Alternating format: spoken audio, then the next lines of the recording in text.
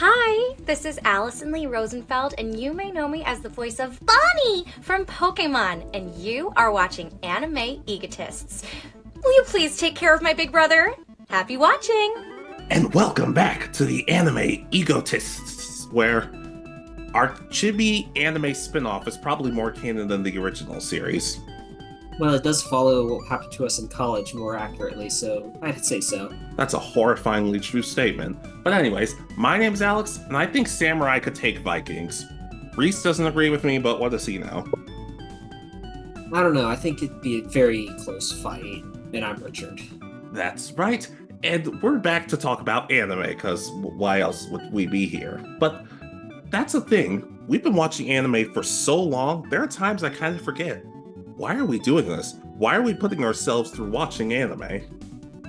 Exactly. I mean, I think every person has their own kind of reasons for loving anime and the different stories that are told, but we decided that we would have another discussion, I think, on this topic. Yeah, don't worry, we'll get back to making below average list and doing actually above average create a character videos, but we just want to talk about what makes anime stand out so much for us. What makes us love anime as much as we do? There's not a whole lot more to it than that, so let's just dive in. Exactly. So, I guess it's kind of prudent to start from the beginning, where guessing uh, you're probably like me, and the first animes you saw were Pokemon, Yu-Gi-Oh, stuff like that. Growing up, when it was more advertised as these funny cartoons from around the world, kind of thing. Exactly. And for the most part, well, I look, we rip on Pokemon for this, but a lot of these are kind of connected because when you watch other cartoons, it's just, oh, you watch this one episode and the next episode has little to nothing to do with it. But it's different. Well, except for me when I was a kid, Shaolin Showdown, because it's like, oh, every episode feels connected, and that's super cool. But for anime, it was weird to see that. It was weird to see, oh, these stories are somewhat connected, even if some of it's just filler. Yeah, I mean, we kind of grew up in that transition era. I feel like that where cartoons were still pretty much when we were very young and episodic. The status quo is restored at the end, but then in Pokemon finally premiered in the US, and that kind of pushed. I know a lot of people. I know Dragon Ball Z and stuff. It's already come out, but for our generation, I think it was really kind of Pokemon being that there's an end goal and the story is continuing. Exactly. And just not to mention just the variety of stuff we get because cartoons when we were growing up were just a lot of jokes. Some of them went completely over our heads as kids, but with anime it's a little different. It's like, "Oh wow, there are these characters who are trying to resurrect their friend who died before more people show up and try to kill them." Um, oh, there's this about a boy with a fox spirit inside of him and everybody hates him for it. There's just a wide variety of storytelling to it that we really weren't used to at the time. Exactly. And I mean, that's part of the charm of anime is that anime's got its own subgenres that uh, a lot of Western cartoons are more, I don't want to say generic, but more, and especially when we were younger, eh, it's a cartoon for kids. That was pretty much it. Yeah. And Yeah. anime, God, I mean, there are kid animes, but then there are also extremely adult animes. Yeah, exactly. And the funny thing is, a lot of people just see this, oh no, it's just childish nonsense. No, that's what you see when you walk in and you see somebody watching it, because that happens every single time. But no, there actually is some hard stuff about it. Like, like we kind of talked about before, like when characters die and we see the impact it has on other characters, it's really not something you get to see all that often. And like you'll see the characters be sad and in some cases try to bring them back, but sometimes the lesson is you just have to move on from this person. While other times it's a sense of, hey, you have to let this person go, but that doesn't mean removing them from your life. You can still hold a place for them for you in your heart. And I just don't feel like a lot of shows really do that nowadays. You don't learn. I learn a lot of different lessons from a lot of different anime, and I can't say that for like a lot of sitcoms and dramas and stuff like that. Yeah, and I thinking back, I mean, a lot of stuff as we started reaching kind of the, I guess, kind of preteen age, uh, that's kind of when everything started developing the anime style, the storytelling. That's when we got the Avatar: The Last Airbender. We got uh, Shaolin Showdown. Different things as we were not fully teenagers, but not little kids anymore. Where we're starting to understand more in-depth stories and stuff, and that's. I know that those aren't anime, but those were a big influence on me as well. So Yeah, heck, Teen Titans. I'd like to think Teen Titans was inspired by a lot of anime, and I brought this up before. I always just like how a lot of anime have a good balance of wow, this is really serious, dedicated storytelling with these characters growing, and just over the top ridiculous nonsense. Like Gintama, there's an episode where where a character loses his sister, his only blood family left, and it tears him and everybody else apart, and you're crying your eyes out over everything happening. And then there's another episode where they're using their bosses and skiing on their underwear because stuff like that happens, I guess. and again, part of that also might be jokes that are lost in translation, but it It's doesn't not necessarily. boring. Yeah, that's the thing. Is a lot of times they end up just being absolutely hilarious in the end. Yeah. And the thing is, it feels like such a niche thing, but at the same time, there are a lot of celebrities who say, "Oh no, I'm into this stuff." And you would think that would make it more mainstream, but for some reason, it still kind of feels like people are like, "Oh, well, anime is just kid nonsense." I'm like, "No, no, it is not." Yeah, I mean, there are,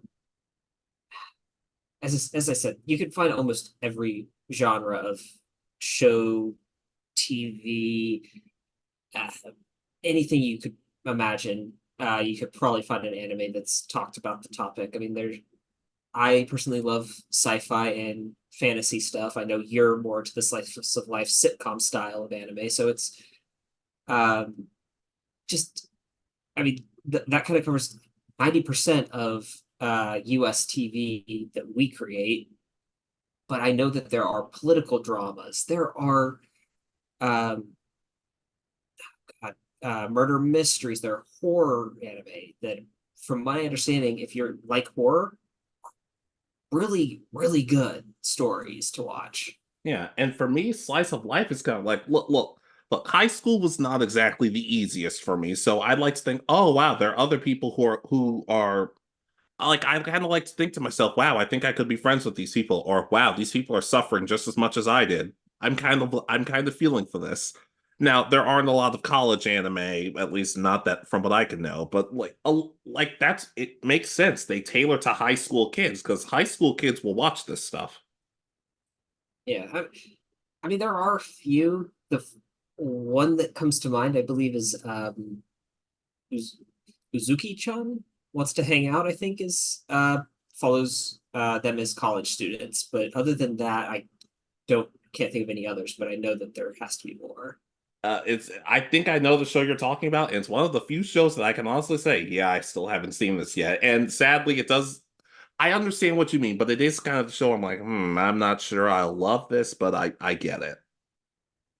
Yeah, I've seen, I think, the first episode and just went, I don't know if this one's for me, and set it aside, and then maybe go back one day and give it a shot. But for now, Heck, that's what I love about daily lives of high school boys, because as ridiculous it can be, it's like, I remember times where Richard Jabari and I would create our own fantasy worlds or stuff like that.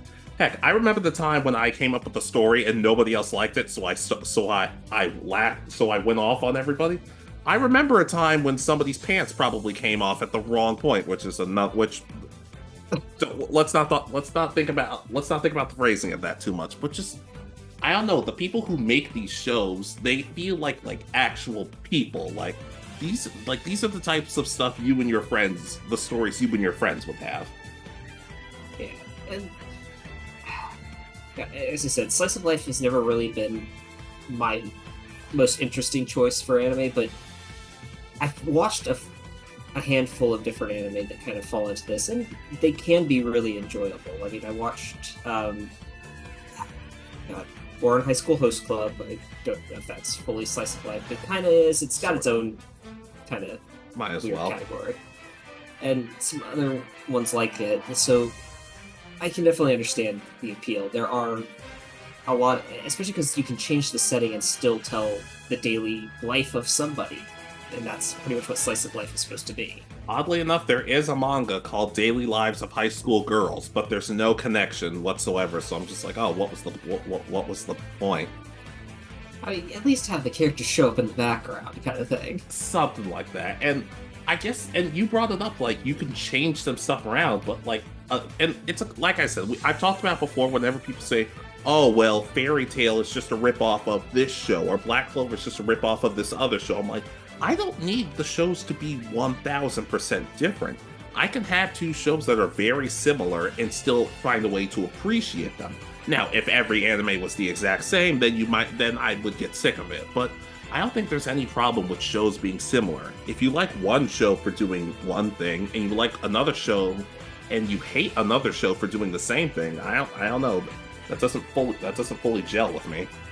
Yeah, I mean, I love fantasy stories, so that's probably what drives me towards liking the uh, isekai and the fantasy stories that I usually watch more heavily than slice of life or anything else. So, I mean, it's just one of those. For me, it's part of an escapism. It's a going to a world where magic exists and uh, you're able to overcome anything through whether it's the power of friendship or your own power that you develop and stuff. It's an interesting, idealized kind of world almost. Yeah. Yeah, and like just to make a quick thing about it, that's why so many people love playing anime video games. It's like, oh, I get to be in Fairy Tail and I get to put myself in Fairy Tail or put myself in Naruto. Nobody ever says, "Oh, I just want to take my real life and put it into a video game." Not like, I'm sorry, maybe you have a really interesting life, but I don't think it would sell particularly well at first. I don't know. The job simulator game did pretty well, but I think it also had to do with the fact that you could throw coffee cups across the office space and get away with that. On further inspection, I would buy a game about that. But just like we talked about the characters, there are so many characters out there here. Whether you have incredibly kind-hearted characters like Onodera from Nisekoi, or cool badass characters like Yami from Black Clover, or you just have just really morally gray characters like Yusuke from Yu Yu Hakusho or Oga from Beelzebub. Not that they're bad people, but just a good variety of, wow, these guys say and do some pretty messed up stuff, but we're still rooting for them. And a lot of times, I do admit that it could be a case of, we're really forgiving these characters despite the fact they're kind of jerks. But when it's done right, it's done really compellingly, that we don't just have a bunch of goody two-shoes, we actually have interesting characters. Yeah, I mean that was I think a big thing in the '90s because was again at least in Western cartoons, everybody had to be the good guy.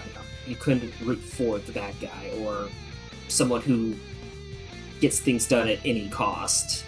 You need the person who we can't sacrifice anything. We have to win, but we're not if we're going to sacrifice everybody else for the greater good. And so anime helped kind of bring this idea. And again, do you really want to sacrifice anybody? No, but sometimes, unfortunately, it has to happen for the story.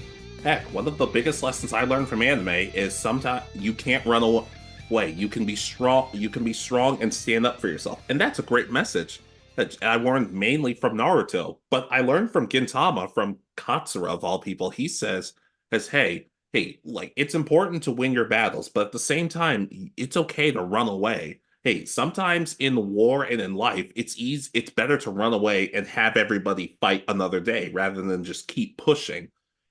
And you might think to yourself, well, which message is right? And I'm like, well, both kind of.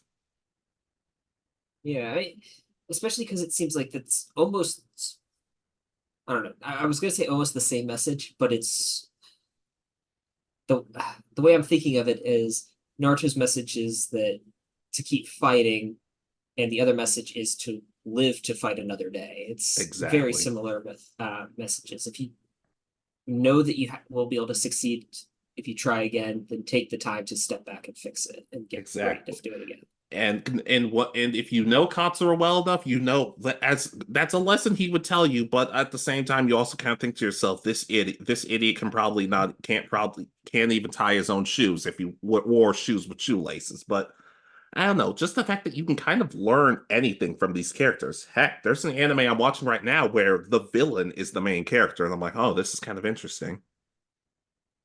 It's always I've noticed that that's become a bit more of a popular genre lately, where the villain is not necessarily a villain, but they're protecting a different group of people than the ones that would be considered the normal heroes in a story. Yeah. And there's so much variety. Like there are villains that are horrible, scummy, terrifying people that you want to see fail. But there are also villains that are like, man, I feel so sorry for this person, and I kind of want them to turn their life around. That it's kind of interesting, and because I can't really say that. I can't really say that happens in most of the media. Most of it, the time's just, oh, well, even if the bad guy's sympathetic, we have to take him down. Exactly. I think a good example of that is sports anime, because it usually again takes place in high school. Sometimes maybe it's pro level or something, but a lot of times it's high school, and you know that the end is the national championship. It's always the national championship. And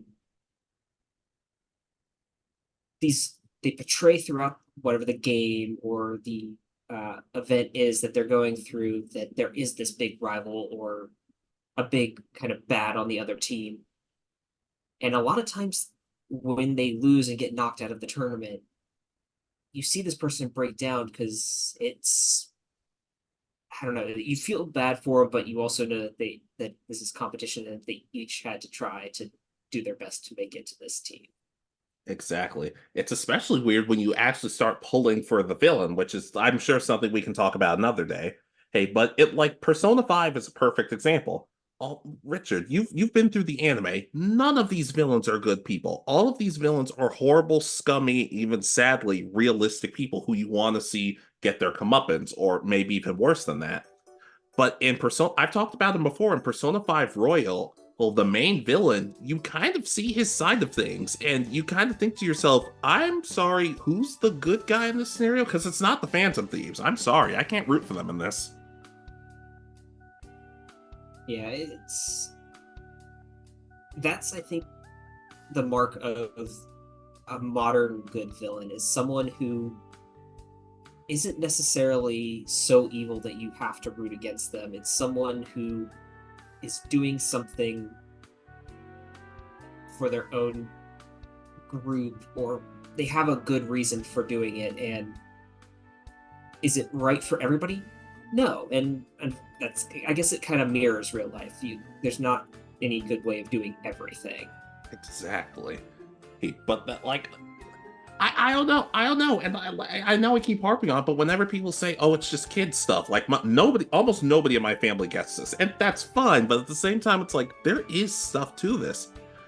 I remember one day, my parents were out doing something, and I was rewatching Naruto, and I was rewatching the Rock Lee Gaara fight, and they were actually showing up and asking questions about it. Like, so what's this guy gone through? I was like, oh yeah, he was terrible at everything, and he had nobody who believed in him except his teacher, and he's grown so much from it. And like, I was breaking everything down as it was happening, and I'm like, I know Rock Lee better than I know most people in my real life. It's not a fantastic thing, but when the characters are well written enough, that happens. Yeah, it's that sympathy that you feel for them, that they have this goal that they want to achieve that feels to be out of reach for them, but then they go out and manage to actually achieve it in some way or form. It's an inspiring thing to see. And anime is such a great medium to be able to allow you to tell those sort of stories. Yeah, especially with the fights. I'm gonna be honest. The last few movies I've watched, I see the fight scenes. I'm like, okay, that's cool and everything. But when I was with you guys watching the Tournament of Power and Dragon Ball Super, I was excited every single week. Sure, not every episode was a 10 out of 10 masterpiece, but you remember my reaction to Goku sliding across Kefla's ultimate attack with the Kamehameha. You remember my reaction, like, oh, sweet God. Yeah, Rewind it. Rewind it. I think we watched that, what, 5 or 6 times before we continued to finish that episode? Yeah.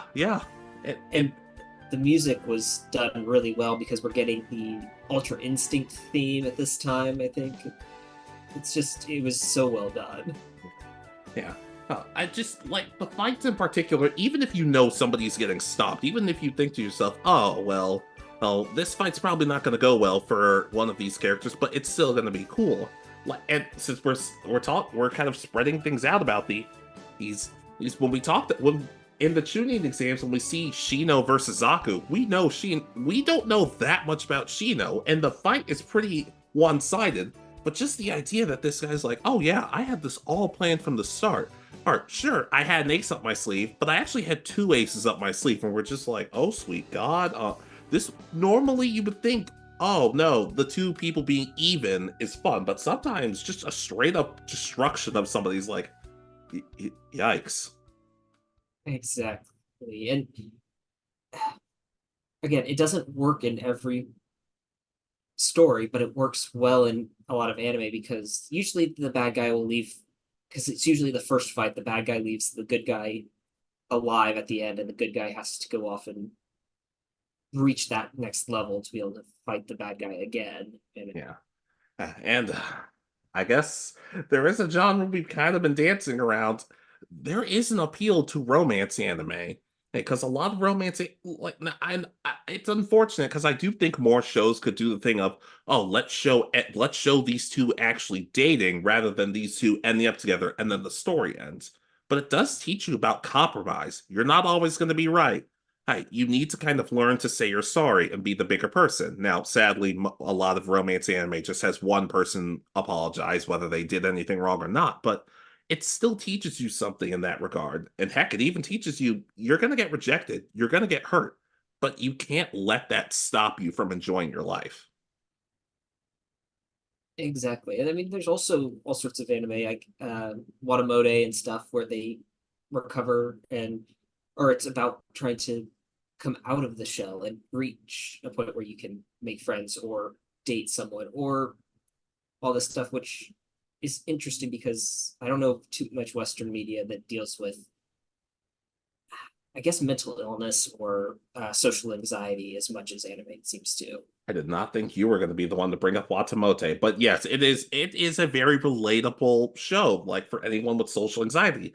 A little too relatable, but still relatable nonetheless. Yeah, and as I said, it's not the only one because a lot of shows have characters that have some sort of issue that they do have to overcome in this form, which is an interesting thing because I think it's a lot more relatable now than it used to be. Yeah. And it's just becoming more socially acceptable, especially with shows like Bocchi the Rock. Like, the main character deals with really bad social anxiety. Is it handled perfectly? Not completely, and I'll get into that another day. Hey, but I still admire them for, like, trying and showing, hey, the main character isn't always this badass, cool person. Sometimes the main character is just a regular other person, and it's exemplified in that. I think it's done really well. But I don't know. Oh, I feel like the big thing is if anyone can do it. I feel like anybody can find one anime they really like. If you can't, then I'm sorry. I don't know what to do with you. Yeah, I mean, it's been going on. Technically, anime, I guess, started in the 20s, from my understanding. So I don't know. I wasn't alive back then. But it's come such a long way, and they tell such interesting stories and have the ability to tell make such beautiful imagery appear for you. I mean, that's, I think, part of the reason that it's so well loved by so many people now, is that it does stuff that live action could never do.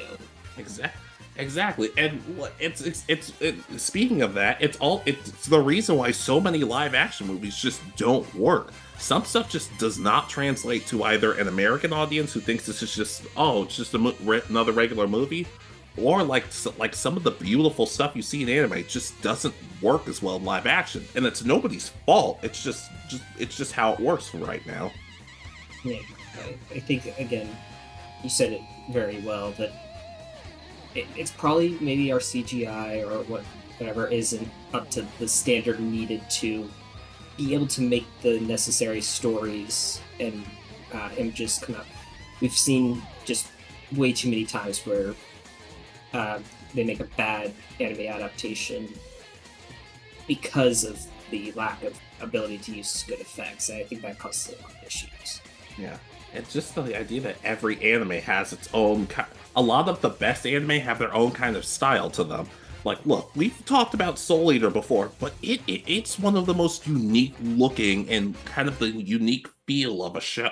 So, like, it's dark and kind of gritty at times, but it has its own sense of comedy, and just everything about it just feels unique. Like you would not get bored living in this universe. Yeah, and again, I've talked, I think, about not liking the animation or the designs of the JoJo's characters, but that's my personal preference. I just the way they're designed is off-putting to me, but I can understand it being so unique. If you were to put up probably five anime, I could tell you which one was from JoJo. Yeah. Yeah, I'd like, unless I gave you the one from the 90s, but to be fair, I don't know too many people who are like, oh, the 90s. I actually prefer the 90s version of JoJo as opposed to whatever they're doing right now. Isn't that another one that didn't have, they did an anime original ending or something because the manga still wasn't even completed the first story? You're asking me like I'm the JoJo's expert. We have another friend who's like that. Yeah, well, if we ever see him. Wasn't gonna say that, but all right. But just like I said, there's something for everybody. Heck, when my mom cut me a deal and that everybody else kind of seemed to flake on, and it was okay. I want you to watch these couple of movies that we've been watching for a good that we grew up with. I want you to watch these with us. I'm just like, all right, fine. It's like, well, how about this? Is there an anime that maybe you want to show us and we can see? I'm like, sure, fine. And I actually showed my mom a couple of episodes of Chobits. She was actually kind of into it. Now we never got to the underpants episode, and thankfully I don't think we ever will. But at the same time, though, even to an outsider, you can think to yourself, it's kind of a glimpse into our future: robots and AI taking over for good and sadly for bad. But at the same time, it is kind of a glimpse of what's next down the line for us. Yeah, and I guess there is one more thing that I can really think of that draws me to anime, though, and it's the soundtracks for so many different. I don't know if it's kind of like how John Williams does like everything here, and it's always amazing. If it's one group or it seems that writes all the music, but I don't know. The soundtracks for a lot of anime end up being amazing, and I'm not necessarily talking about the openings. There are good and bad. We've talked about that before. But a lot of the animes, like a person's theme song. I mean, when it first premiered, You Say Run from My Hero was popular. It was everywhere. Pretty much people put it on every fight scene that came out that year. I've talked about Bleach with number one for Ichigo's theme. I really can't think of too many bad, if any, bad internal theming musics because it hits when that music ramps up. Yeah. And for me personally, I still think my favorite character song is Madao from Gintama because it kind of has like an almost bluesy feel at the beginning before it transitions into more of a hard rock, but still kind of keeps elements of it. And it just describes the character perfectly. Someone who gets kicked around by life, but still does the right thing when he needs to. In a way, even though he's dubbed a loser, he's still himself, and that makes him kind of badass, even if he's just a normal guy. Yeah, and it's something that modern TV can do, and it's done well before, but it's also, I don't know, it's something about how the anime and the Japanese handle music seems to do really well in anime. Yeah, exactly. Exactly. I mean, you saw what happened when Barney Stinson started writing his own music. It turned out pretty well. Well, and yet he probably was inspired by anime. Probably not, but let's just pretend so my argument makes some sense. That would be an interesting question. I mean, because it was all Star Wars was kind of his love when we were watching the show, but maybe if he was if it was to be coming out right now, maybe it would be anime would be what inspires him instead. I don't know if I could take Barney Stinson talking about Demon Slayer, but sure, to each their own, I guess. But just that's the thing. It just feels like it inspires so much about it. But I know I won't shut up about it, but there's so many people who just think, oh, it's animated, so it's a kid's thing. Hey, really? Because Frozen did really well. The Lion King did really well. Oh, is it just because it's from another language? That seems a little closed off, but just I don't care. I'll probably keep watching anime until I don't know, we're in a retirement home and we're somehow still doing this podcast. Yeah, and when you think about it, I mean, only a few years ago, it was pretty much there were a handful of small anime conventions that were just dedicated, but if you wanted to get any real knowledge, you had to go to a Comic-Con where it was a secondary panel. Now I think every major city has its own conventions, its own big groups. I did Anime Weekend Atlanta a couple years ago, and I was expecting, okay, it's in this smaller convention center, not the biggest. It was packed. And I mean, they made announcements there, and it's like, it's not the biggest convention, but they announced, I think it was one of the Sword Art Online, either movie or one of the shows got announced while we were there. It's like, stuff like that happens now because the community has grown so large, and it's not just that niche where it was everybody who watches anime is a nerd. Now you could find something for everybody now. Yeah, exactly. Heck, every year in iTunes and Goons go to Ranger Stop and Pop. It's our weekend at this point. Like he even told his wife, "I love you so much, but this is me and Alex's weekend." And I'm like, "Yeah, you tell her." But in all seriousness, it is fun to just see, oh, these people are dressing up as these different pop culture icons, like from Moon Knight or Star Wars or something like that. Heck, I actually cosplayed the last time I went, and for those of you who don't know, it's kind of obvious. I actually did go as Kazuki from Buddy Daddies, and people actually picked up on it. So it's like, oh snap, this thing that nobody knows about except me, it's actually known by some other people. It's kind of cool. Somebody told me Happy Father's Day, and I was like, wait, what's it? Oh, that. Got it. Thanks. Yeah, so it's so nice to see the community having grown from, as I said, when we were young. I remember being made fun of for liking Naruto when I was in like middle school, and then to now. I mean, I remember people on that I knew were on the football team talking about different anime in college and stuff. It's just, I know again, it's probably more of that teenage or lame for liking anime, and then you really like it, you just don't want to admit it in front of anybody, kind of thing, in middle and high school. Yeah.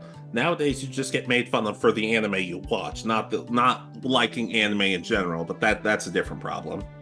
Yeah, well, that's internal to the fan base in and of itself, probably. So.